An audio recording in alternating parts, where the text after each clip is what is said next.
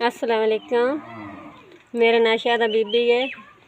मैं बीमार हाँ अज तो साल डेढ़ पैल दी ते ओह् आखदे कि दमा है, कोई आंदा दमा है, कोई आंदा कोई साह दा मसला है। जो भी है ना मेरे विच गुंजाइश नहीं मैं अपना एक्सरे करा लवां छाती दा, ये टेस्ट करा लवां।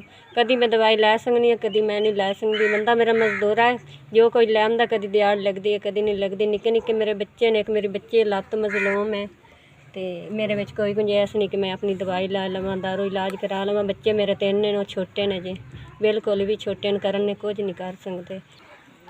मेरे को इन्नी पहुँच नहीं मैं अपने जाके टेस्ट करवा लवां। जना मजदूर है पूरी नहीं आती, रोटी भी पता डंग दी पकदी है साडे घर या नहीं पकदी।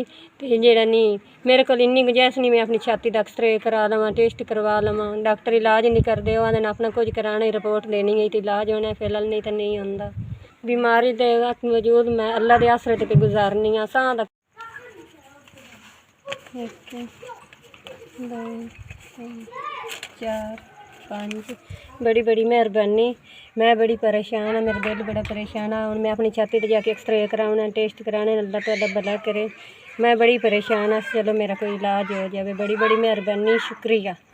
मेरे च इन्नी हिम्मत नहीं मैं डॉक्टर तोड़ी पहुँच जावां। तुहाडा 5000 मेरे हल पहुँचा है, शुक्रिया। मैं डॉक्टर हल जाके ना तो कोई एक्सरे करावां, अपना कोई छाती का कोई टेस्ट करावां, शुक्रिया। मैं अल्लाह तंदुरुस्ती देवे तुहानूं, अल्लाह पाक जिंदगी देवे तुहानूं, तुहाडे बच्चिआं नूं भी। मेरे को 5000 रुपया पहुँचा है। हुण मैं ना बड़ी परेशान है। हुण कोई ना मेरे दिल में सारा आ गया। मैं अपने डॉक्टर हल जाके टेस्ट कराने लगी हूँ, हुण ही चली हाँ।